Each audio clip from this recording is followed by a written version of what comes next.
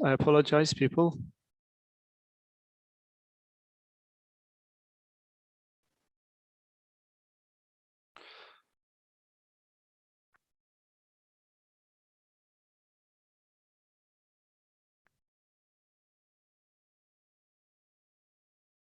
All right, I apologize. I installed, so I'm using a new computer. Look at that. Using a new computer, and I've just installed all the apps, but I wasn't able to share stuff on the screen. So I tried to change the setting. I had to reboot the app. Then when I tried to reboot it, it wouldn't open. So it was a bit, it took some time to sort it out. Apologize. So let's start with praise to Manjushri.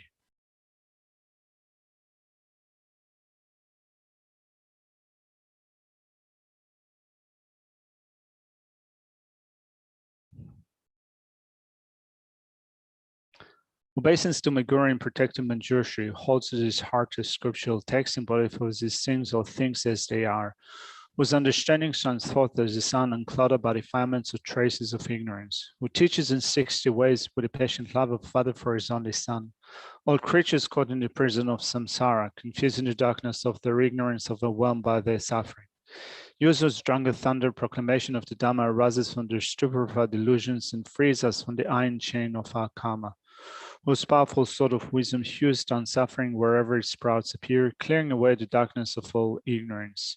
And Trichu Manjushri's princely body is adorned with 112 marks of Buddha, who has completed the 10 stages, achieving the highest perfection of a Bodhisattva, who has been pure from the beginning. O Manjushri, O loving one, will the brilliance of your wisdom illuminate the darkness enclosed in my mind, enlighten my intelligence and wisdom, so I might gain insight into the Buddha's words and the texts that explain them.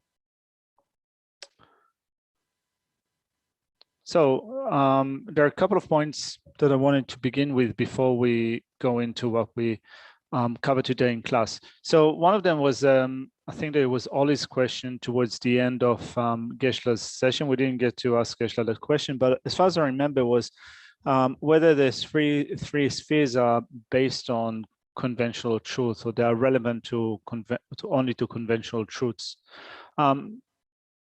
Well, the three spheres are is an observation of ultimate truth, which means that we observe an ultimate truth, but we observe that mostly in relation to conventional truths. So we observe the within the three spheres. Then there is the agent or the actor, which is we ourselves as persons. We are conventional truth. There is the recipient of our action. In most cases, it would be also a conventional truth. And then there's the action itself, also a conventional truth, as action is a conventional truth. So we observe ultimate truth relative in most cases to conventional truths. When I say in most cases relative to conventional truth, you can observe the emptiness of emptiness. So I don't think that you would then that you would be meditating exclusively on bases that are ultimate truth. Like, for example, you can consider your meditation on emptiness also with emptiness of the three spheres, in a sense that the mind meditating on emptiness is empty of existing inherently. Emptiness is also empty of existing inherently. And the act of meditation also does not exist independently or inherently. But then how would you know, whether in an actual sense you would be sealing your meditation on emptiness by the emptiness of the three spheres, I think that we can speak about it, but probably when you meditate on emptiness, you don't have to do it because anyway you're meditating on emptiness. So that's, I think, what I can say for the time being in relation.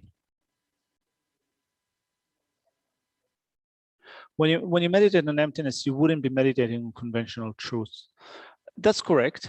But it doesn't mean to say that conventional truths do not appear to the mind.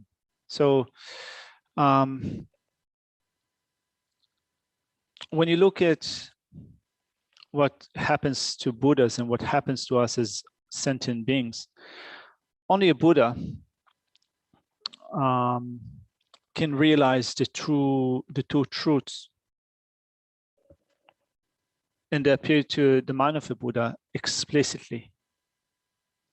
So for us, when we meditate on ultimate truth, which means on emptiness, when the meditation on emptiness is done with a conceptual realization of emptiness, emptiness appears to the mind, but also a generic image of emptiness appears to the mind.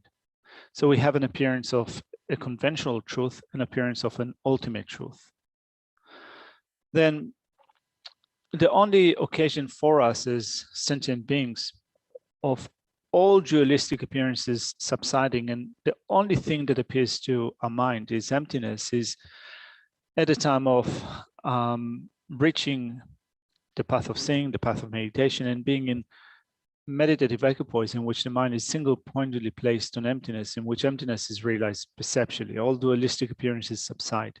So if all dualistic appearances subside, it means that also an appearance of conventional truth subsides. The only thing that appears to the mind is an ultimate truth. Why am I saying that? What was the original point?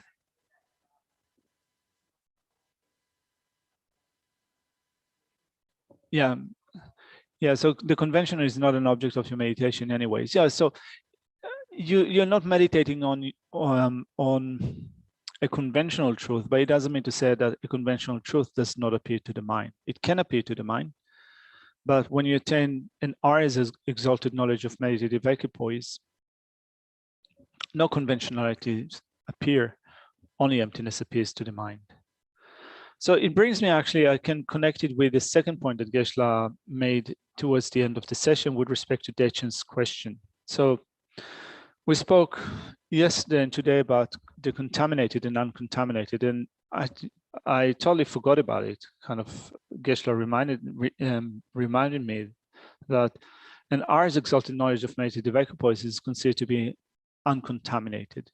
It is uncontaminated by, we can say, dualistic appearances or mistaken appearances, because for us, all dualistic appearances appear to us together with mistakes, in that they appear to us as if they exist inherently, as if they exist truly, as if they exist independently. And the only uncontaminated wisdom that we have is the wisdom of exalted knowledge of meditative equipoise of an Arya being. In the future, we will attain that. However, this is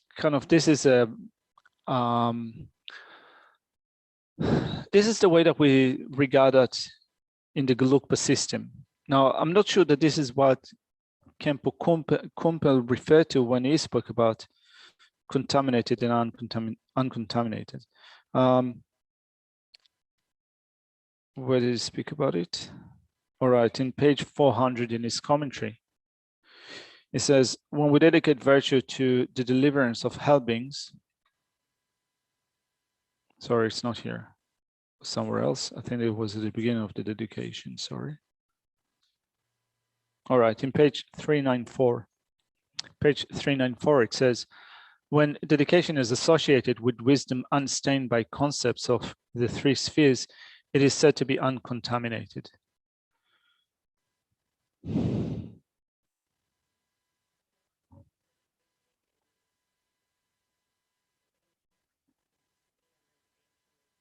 Yeah. So when dedication is associated with the wisdom unstained by the concepts of the three spheres, here the concepts of the three spheres would be to hold ourselves as the agent, the object of the action, and the action itself to exist truly, to exist independently. That means that it is a concept of the three spheres, and then whatever we do is stained by these concepts. So dedication is associated with the wisdom that is not stained by that. And this is said to be uncontaminated. So here it seems that Khenpo Kumpel does not make that distinction between conceptual or perceptual realization of emptiness. For him, any realization of emptiness, even if it's conceptual, seems to be here regarded as uncontaminated. So as I said, kind of this is a point that Geshe-la made, but this is very much, I think, kind of, this is the main point that the Gelugpa tradition this is the main distinction of the Gelugpa tradition between the contaminated and uncontaminated in relation to wisdom. But it seems that this is not the intention of Khenpo Kunpel. All he's saying, can ultimate truth really be said to be empty?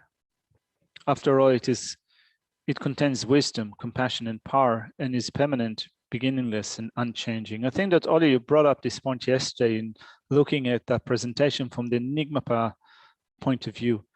I think that probably I don't have enough knowledge to debate with the Nyingmapa about what they mean when they say that emptiness contains wisdom, compassion, and power.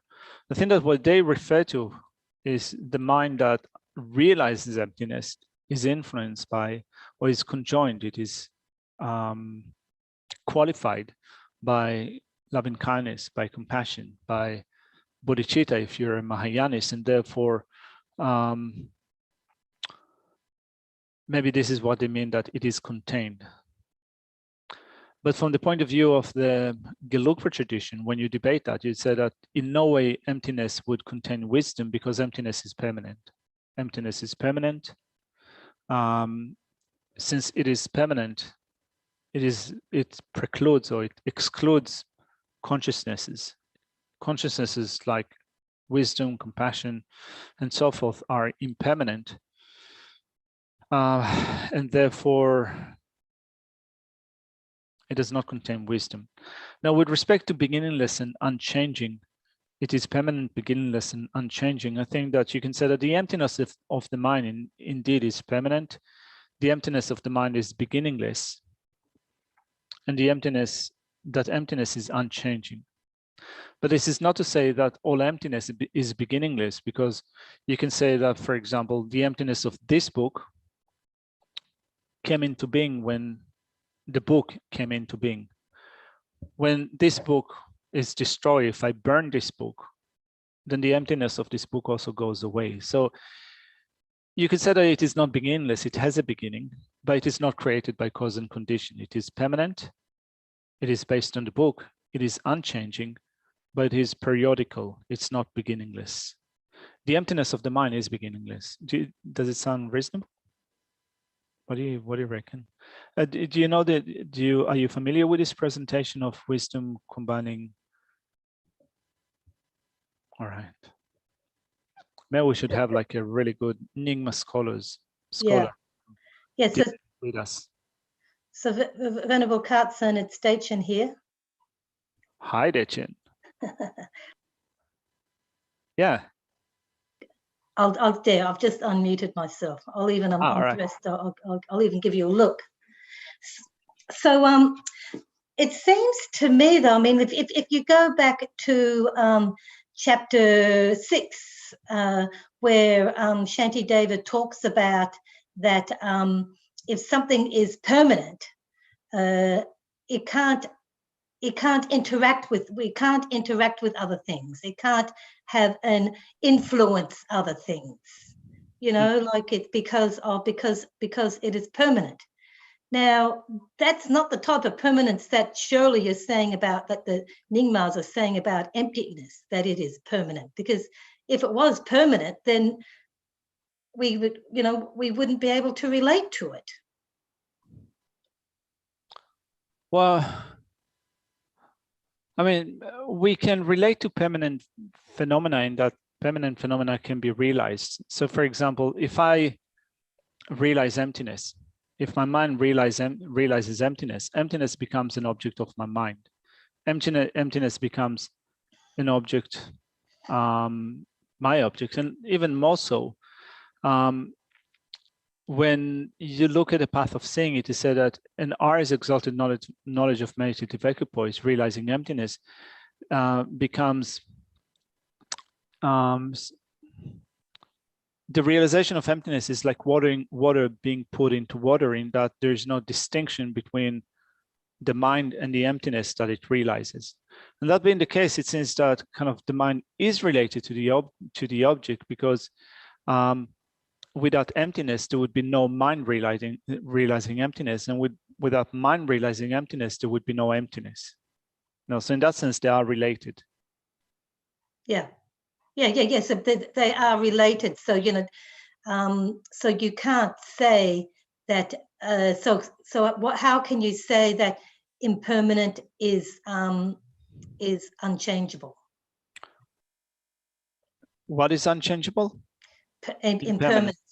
Well, it is unchangeable because impermanence is unchangeable because, first of all, it does not depend upon cause and conditions. If it doesn't depend upon cause and conditions, it cannot be changed. Change can occur only due to cause and conditions. So that's one way of looking at it. Another way of looking at it is that, sorry? Before you go to the next point, it cannot be changed by causes and conditions, but the only way you can come to realize emptiness is through causes and conditions. So I'm not quite sure. Well, the mind realizing emptiness depends upon cause and conditions. So the mind is impermanent. It does depend upon cause and conditions, but the object that it realizes does not depend upon cause and conditions. It is permanent. Well, it is a constant. I'm just sort of wondering whether this is really highlighting just the lack of English language, the words that we have to describe this sort of phenomena. That you know, whether permanent is really the way that we generally use it as, is that really the way that we want to use it when we speak of emptiness? You know, I would say something more that it is a constant. It is always is omnipresent. That they're perhaps more better words than permanent. Well, I think that rather than saying that we don't have enough words, I would say that we have too many words, because or we're trying to use too many words sometimes in order to describe that, in a sense that, you know, in Buddhist philosophy, in Tibetan language and also in Sanskrit language, there are words for impermanent. There are words for emptiness, and there is also a word for that in English: impermanence and emptiness. I think that the difficulty, the trick, is to understand what they mean. You know, so understanding what they mean, or trying to, at least to verbalize what emptiness means, trying to explain what impermanence means, is for us difficult at the beginning, right? So we all struggle with that. So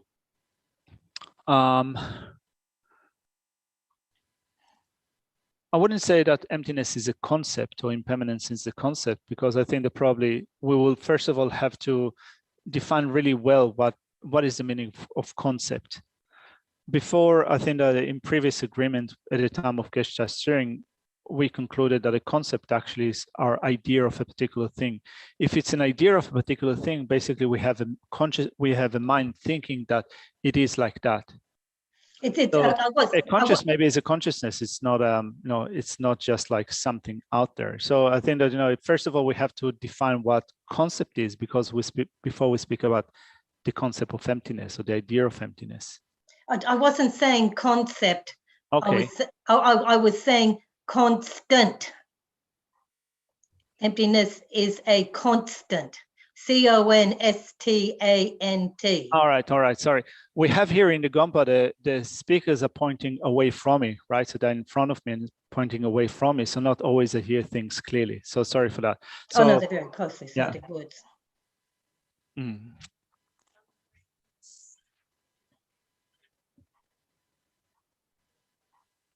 Yeah, so Sherab is also adding to that impermanent is also changing from moment to moment, disintegrating from moment to moment, I should have said, and permanent phenomena do not do that. They do not disintegrate from moment to moment. Emptiness does not disintegrate from moment to moment. Constant makes more sense to me than permanent in this context. Well, we can speak about two ways of interpreting the word Takpa in Tibetan. The word Takpa in Tibetan is normally translated as permanent, but you can also regard it as eternal. So you're wondering whether something is eternal or something is impermanent. Well, some impermanent phenomena have those two aspects of being eternal and also being permanent. Like, for example, the mind is eternal, but it is not permanent. The emptiness of the mind is both eternal and permanent. The emptiness of the book is permanent, but it is not eternal.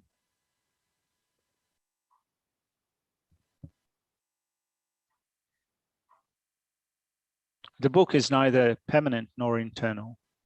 So maybe we have 4 possibilities between them, eternal and permanent. Yeah, does it sound right? The book is neither permanent nor eternal. So something can be eternal but not permanent. Something can be permanent but not eternal. Something can be both permanent and eternal. And there are Like things that are emptiness. neither eternal nor permanent. Like emptiness, I would say, is permanent and eternal, you know, in other words, a constant in that context. Well, it depends of emptiness of what. Yeah. Yeah, so no, emptiness is not just a general emptiness, not dependent upon an object. So if the basis of emptiness is eternal, if it is constant, then you consider also this that emptiness would also be eternal or constant. But if the basis of emptiness is not eternal, if it comes into being only periodical, then also its emptiness is not eternal in that it exists as long as the basis for that exists. So Oli is saying most Gelugpas are influenced by cultural conditioning according to Geshe String of the FNT London. As Westerners, it is beneficial to explore thoroughly all Buddhist views without this overlay, regardless of which sect they are associated with. Lots of study in that though. Yeah, I agree with you, Oli, but I think that first of all, in order to understand what the presentation is, you need to kind of think of which tradition am I talking about now? Because you know, if you talk to a Gelugpa scholar and you say that emptiness contains wisdom, compassion, and so forth, they will think that either you have no idea what you're talking about or that you're completely wrong. If you speak with an Nyingmapa scholar and you say that emptiness is permanent, it does not contain wisdom, compassion, and so forth, they would think that you don't have the right view of emptiness. I mean, this is what I suppose. So you have to contextualize that, first of all, according to which school of thought, which tradition you're basing your explanation on. And then when you can do that, you can, first of all, understand well your presentation, then branch out to other traditions, to other sects, you can say, other traditions, and understand why they're saying what they're saying. But if you don't have, first of all, a grounding in one tradition and understand well what they say, I think that it can lead to more confusion, because then it seems that those presentations, first of all, are contradictory to each other, but without understanding at least one of them, our understanding, I think, will not be deep enough, at least to put it into practice. I mean, in the Kagyu tradition and the Nyingma tradition, they emphasize the non-duality aspect of the practice. So I think that acts in some ways critiquing the Gelugpa tradition, but honestly, I don't know enough about the non-duality idea of the Nyingmapas and the Kagyus to be able to offer a really good explanation of what they say. I mean, when I heard about it before from a Kagyu scholar, when he said that Lama Tsongkhapa hasn't realized the view of emptiness because he hasn't realized non-duality, then I thought myself, well, I have no idea what you're talking about. You know, yeah, just don't understand the context. Yeah, exactly. Please explain. But I didn't have any time to listen to an explanation or to study it thoroughly to understand exactly what he means by saying that Lama Tsongkhapa was not promoting a non-dual approach to emptiness. I have no idea. All right. Anyway, that's what I think we can say for the time being with respect to this topic. What I wanted to do today on top of that, is that all right, Dechen, by the way? Oh, no. Look, thank you so much for, spending a bit of time on this. Yeah. I mean, it's as clear as mud, mate. No worries. Thank you. Yeah. Yeah. All right. So I think that the verses that we've covered today, first of all, quite easy to understand. There's not much that I can do in terms of what Geshe-la covered today. May pregnant women bear children without pain and blah, blah, blah, blah.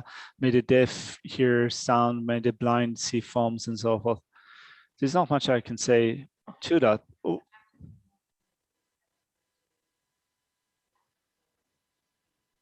Yeah, I saw that. I think it was 9 or 10. 10. So yeah, Chogi was saying that recently there was a case of a woman giving birth to 10 kids. Before that, she had twins. Wow. Anyway, good luck, I reckon. Good luck with breastfeeding. Yeah. Yeah. So Venerable Cartson. Yeah. It's me again.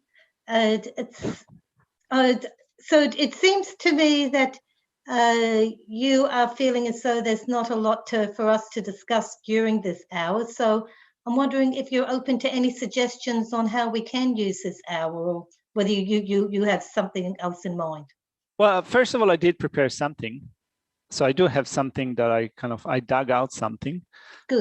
But we can also discuss things. So let me tell you what I wanted to do now, and then see how we proceed. So I had a look at the way that Khenpo Kumpel explains this section, and he ties it strongly with karma.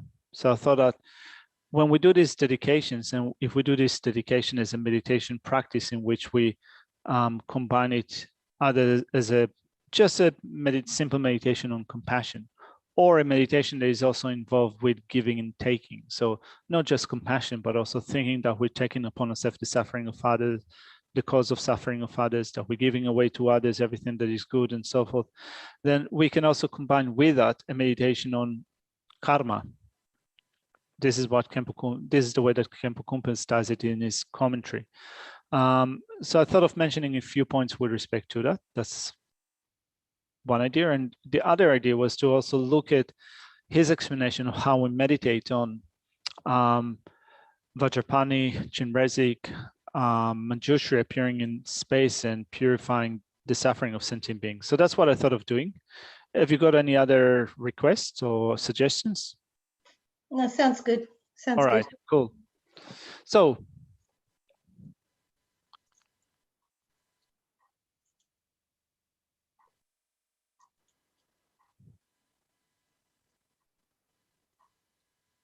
verse 5. Let's begin with verse 5. But let me just sort out. Sorry? Yeah, wretched with cold. Yeah. Well, soon enough, we'll discover the cause for feeling cold. Yeah. Bear with me for a second, people. Just sorting out. All right, I'll fix it in a second. Let's do this one. Some stuff is happening.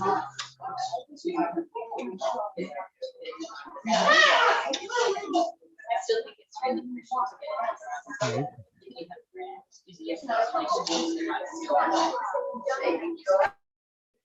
Wow. All right.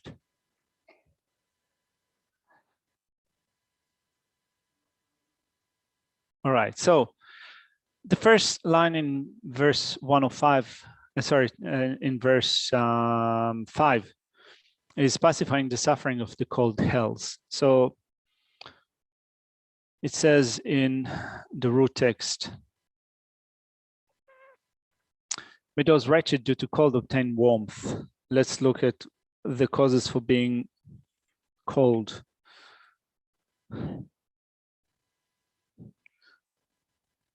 So first of all, in page 400, yeah, apart from the temperature, snow, cold spell from the Antarctics and so forth. So it says at the bottom of page 400, may all those who do evil, negative actions, impelled by the power of the anger, abandon their wickedness, and may they truly perform the practice that will bring about their birth in Sukhavati. So then it says,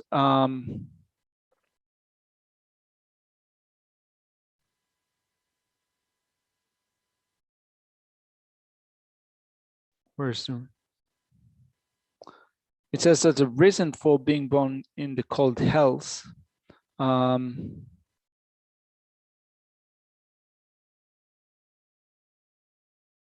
where is the reference? Just okay.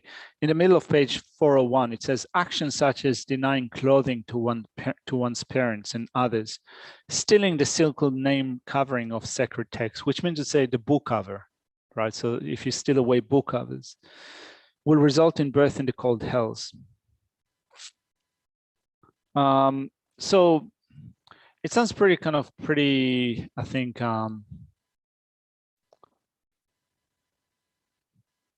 a pretty dry list of actions and the result, which is similar to what we use for a text of mind training, the wheel of sharp weapon, right? So mind training wheel of sharp weapon presents us with certain scenarios. When we feel a certain situation, we can think about it as a result of actions that we have done before. Like, for example, when we feel cold, we can think about it as a result of stealing the clothing of other people in a previous lifetime, stealing away book covers and so forth. Obviously, this presentation is more kind of a more religious presentation, so it might emphasize actions that we have done in relation to the Dhamma, negative actions that we have committed in relation to the Dhamma, but just as well, we can say negative actions that we've performed in relation to others.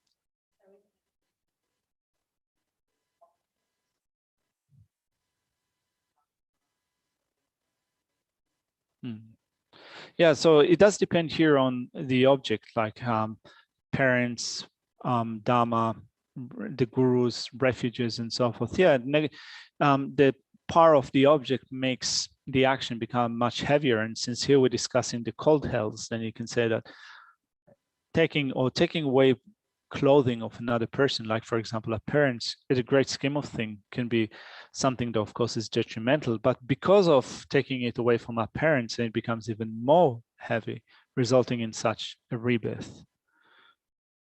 Then it says in the next section, in lines 2, 3, and 4, that we are dedicating so that the Dhamma risen from the clouds of the Bodhisattvas to accumulations may pacify suffering. So then we move on to the description of the suffering, no, in general, the suffering of the hot hells and so forth. So in page 402, in the second paragraph, it says, the hot hells are the result of defilements like hatred.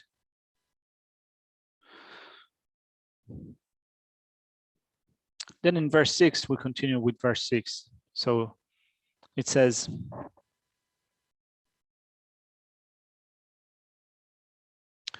may the forest of sword-like leaves also become a pleasant grove. May the Shalmali tree too grow into wish-fulfilling trees. So the Shalmali tree, those trees that have those branches and leaves pointing down and they look like swords, and they cut those who travel amongst those trees. They said also to be the result of certain actions, according to Khenpo Kunpel. So it says in page 404 in his commentary. So it says, then there is Shalmari, the hill of Shalma, so called because of the Shalmali trees that grow on it. This is produced mainly of sexual misconduct and similar faults. So it just mentioned those causes for this different suffering that we experience. And I think that when we make those aspirations, then we can think that not only we are liberating, we think may those sentient beings be liberated from such suffering, may they also be liberated from the causes of those suffering. May they be liberated from sexual misconduct. May they be liberated from anger. May they be liberated from taking away the clothing or the Dhamma covers, the book covers of Dhamma books and so forth. We can also think that we ourselves have committed those actions before. So when we take upon ourselves the suffering and the cause of those sufferings, we think that thereby I'm purifying my negative actions. In the future, I will not do that action again. I'm wondering, Venerable, in the Korean tradition, do you have a lot of discussion about karma like that? In the Korean tradition, do you speak about karma like that? You say that this action, yeah, this action produced this result, this action. So you also have a lot of discussion. Okay. So then in verse 8, let's look at verse 8.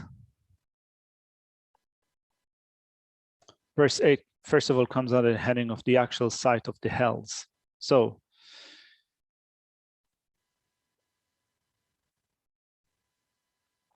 may the heaps of coals also become piles of jewels. May the burning iron ground be revealed as crystal floor. May the mountains of mass destruction hell become celestial mansions of offerings filled with sugatas. So in page 405, it says, to abandon the Dhamma and to commit any of the 5 sins of immediate effect are the causes of the hell of unrelenting pain, unrelenting hell. So the 5 actions without a break, without intervening period, killing your father, killing your mother, killing an arhat, drawing a blood from Buddha and creating a split in the Sangha community, those result in those hells that are referred to by verse number 8, right? So in thinking that may sentient beings be free from not only the suffering, may they be free from the causes of those suffering.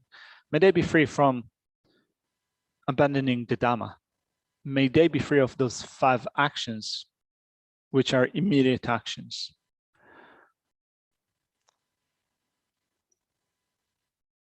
Then it says, let's move on to verse 9. May the rain of glowing cinders, burning rocks and weapons from now on become a rain of flowers. May the striking of each other with weapons from now on be a playful tossing of flowers. So in page 406 in Khenpo Kumpa's presentation, it says in relation to verse 9,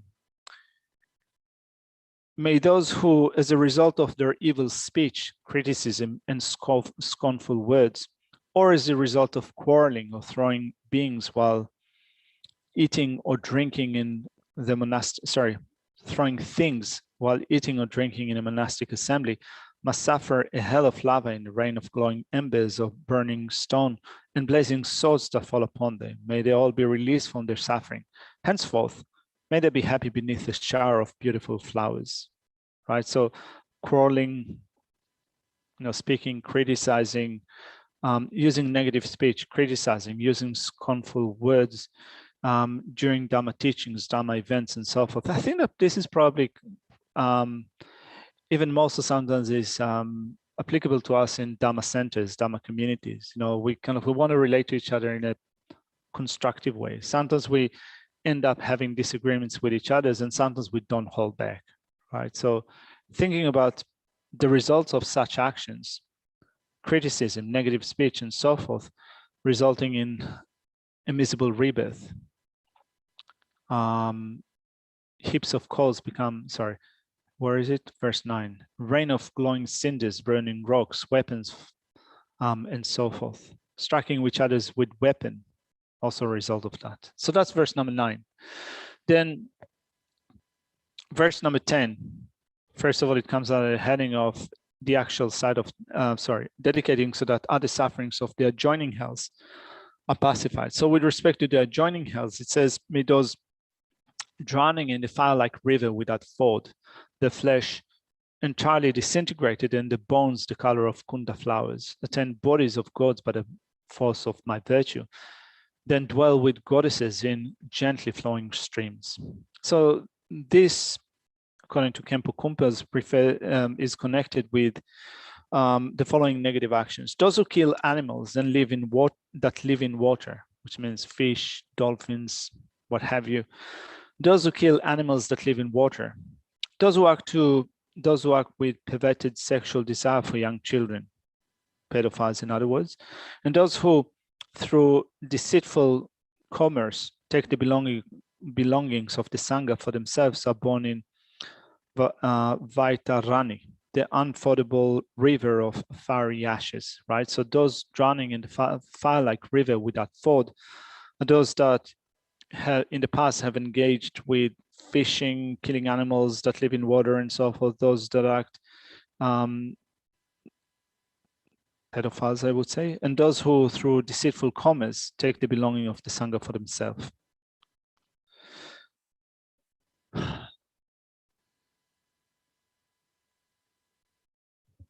All right. Then we move on. Let's look at the outline. We move on then to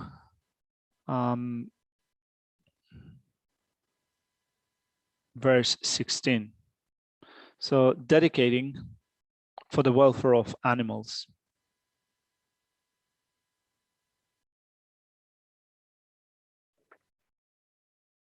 Sorry? Yeah, I meant to skip dedicating so that it may be pacified through the force of others, because here there's no Kempo Kumpel, as far as I remember, it doesn't link it up directly with particular actions that we've done. It just speaks about the way to visualize the that dedication. So we will do that later, or maybe next week. So let's see how much time we have. So verse 16 says, may the animals be freed from the fear of being eaten by one another. Now, in mentioning the causes for being born as animals, it says in page 410 in his commentary, it says, to feel antipathy for exposition in the study of Dhamma, right? So when we feel completely disconnected, unenthused, we don't want to do it, we feel a sense of indifference to any study or any teaching of the Dhamma, we don't care about it and so forth. When we repudiate it, when we deny, when we reject that, when we deride it, when we criticize it, that produces a rebirth as an animal. Sorry?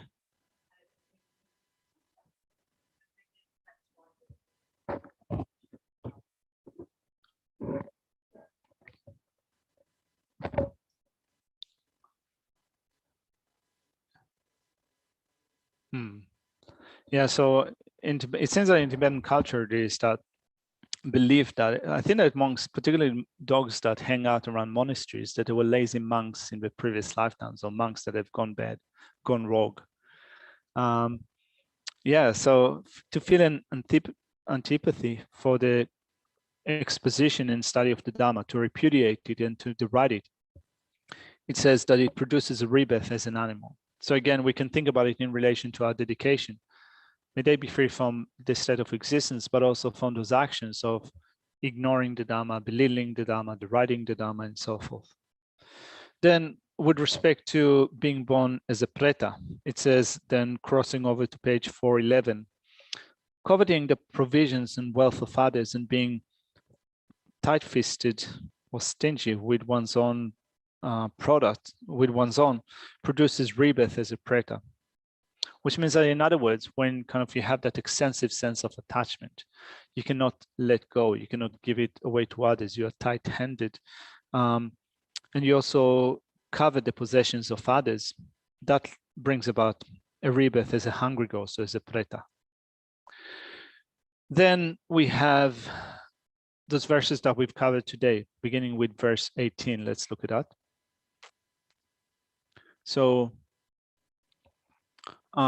dedicating so that they may not be born with incomplete faculties and be without comfort while in the womb, without discomfort while in the womb, sorry.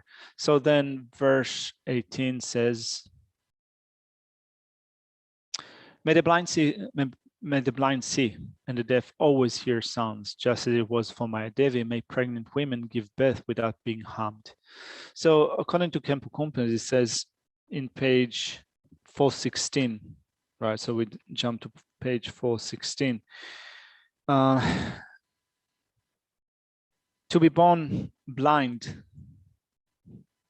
is the residual karmic result of actions such as stealing or extinguishing offering lamps, of obstructing the light of Dharma, of criticizing the Dharma and having wrong ideas about it, of looking askance at sublime beings, or probably Arya beings, or you can say that also kind of looking in a suspicious, evil way, critical way at one's own parents, of destroying Dharma books, and of tearing out the eyes of other beings. Right, so at least you can say that, you know, for those who are born blind or go blinded, of course, there is the physical condition of being blind. But when you look at it from the point of view of karmic consequences, as it says here, actions such as stealing battle lamps, offering lamps, obstructing the light of the Dharma, criticizing the Dharma, having wrong ideas about it, looking negatively at other great beings, your own parents, destroying Dharma books, and so forth. Then deafness, next, is the result of such things as interrupting the music played in the presence of the representation of the enlightened body, speech, and mind. I mean, this is pretty interesting because I think that probably music or religious music instruments are very, it's a cultural thing. When I listen to Tibetan trumpets and all the bells and so forth, actually it sounds quite painful. It doesn't sound like pleasant music at all. If I were to offer pleasant music, I would probably offer Pearl Jam or Radiohead. And anyway, so yeah, interrupting it, yeah.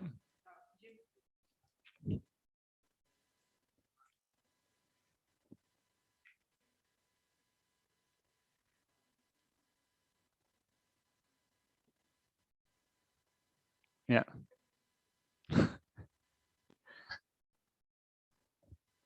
No, you know, I'm still like a Radiohead fan, but I reckon that offering the song "I'm a Creep" is probably not like a good offering to the Three Jewels. Anyway, so then, all right, let's move on to just verses 19 and 20.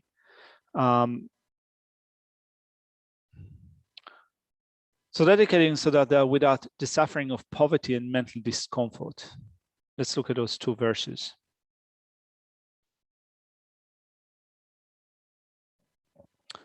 May the naked obtain clothing, the hungry find food, and the thirsty obtain water and delicious drinks.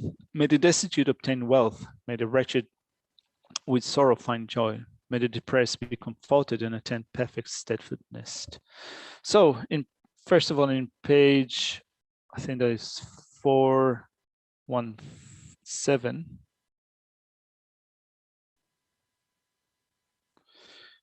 It says the karmic cause of not having enough to wear with respect to may the naked obtain clothing. So the karmic cause of not having enough to wear would result that one is obliged to go naked is to have stolen the robes from the representations of the enlightened body, speech, and mind, or to have stripped one's parents, or to have shaken lice out onto the cold ground. Actually, this is interesting, to have shaken lice out onto the cold ground, right? So I reckon that we don't do it that often, but probably I think when I think about it, when we rid ourselves of insects, right? So if there are insects that have invaded your room, and if you want to shake them out and put them out, probably put them out nicely in a place that are protected rather than chucking them out of your balcony.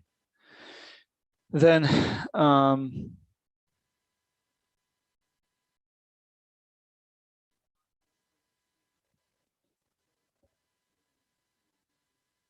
sorry? The lice, yeah.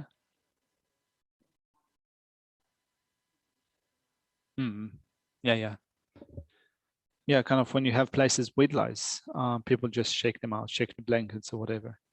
Anyway, so this I just wanted to draw from Kempo Kumpen's presentation the connection between karmic actions and the results, because here we're looking at the dedication chapter. So not only in our dedication we're wishing sentient beings to be free from the suffering, we want them to be free from the causes of suffering.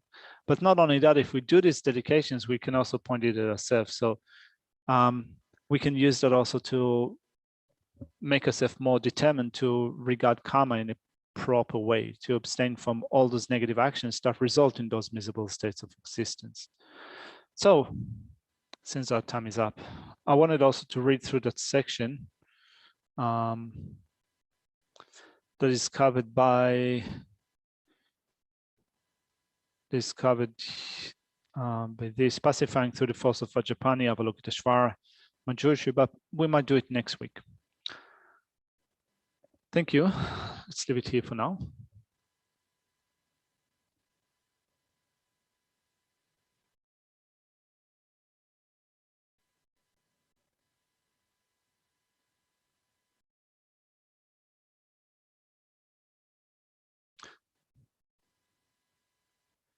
Due to this virtue, may I quickly become a Guru Buddha and lead all transmigratory beings without exception to that state. May the precious Supreme Bodhisattva not yet born arise. May that reason not incline, but increase more and more. In this land encircled by snowy mountains, you are the source of all happiness and good. All powerful Chenrezig Tenzin Gyatso, please remain until samsara ends. You uphold the subduer's moral way, who serves in the bountiful bearer of all, sustaining, preserving, and spreading Majjhanatha Torah's doctrine, who masterfully accomplishes magnificent prayers honoring the three jewels, protector of myself and others, your disciples, please live long. Thank you.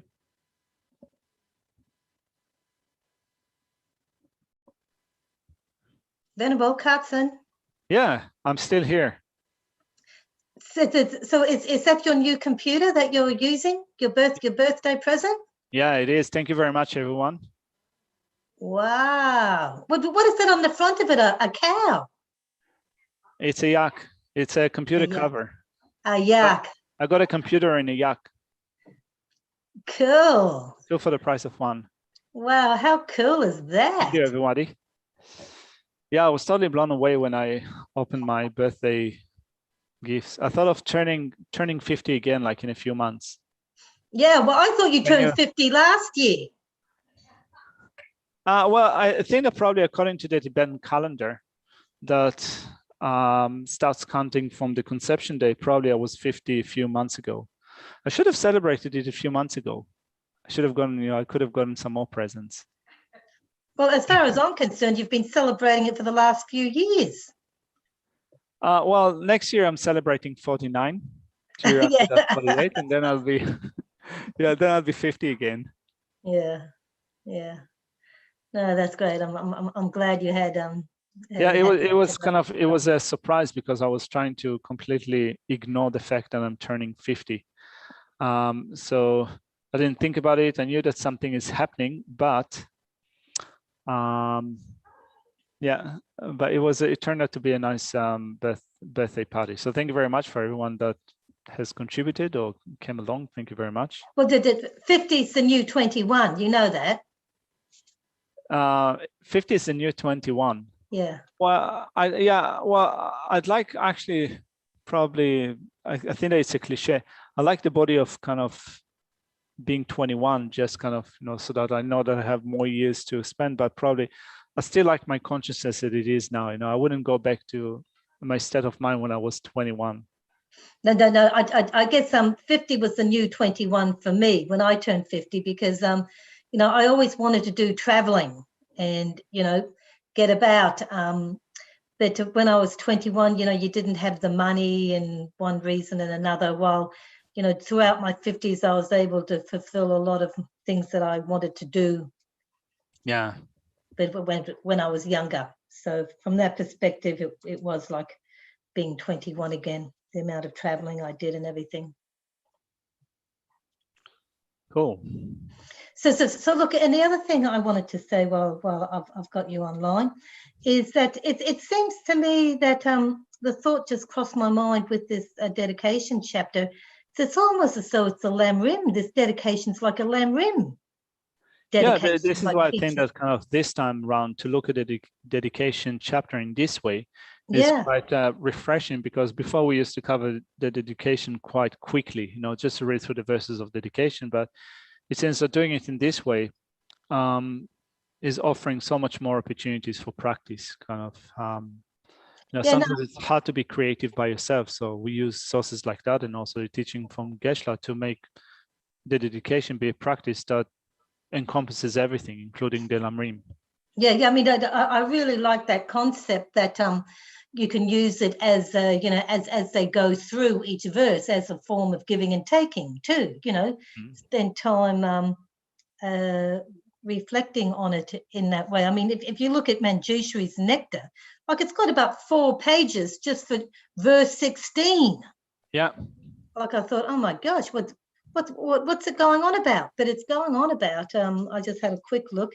It's going on about, the realms, giving a lot of details of the other realms, which is, I think, always spurs you on. The fear of the other realms is pretty scary, really, isn't it? I agree. Yeah, totally agree. So it does spur you on. And another thought, if you have time, do you have another minute or two, or do you want to get going? Yeah, sure. Is that this is sort of taken from last week when we were looking at the different ways with the dedication chapter.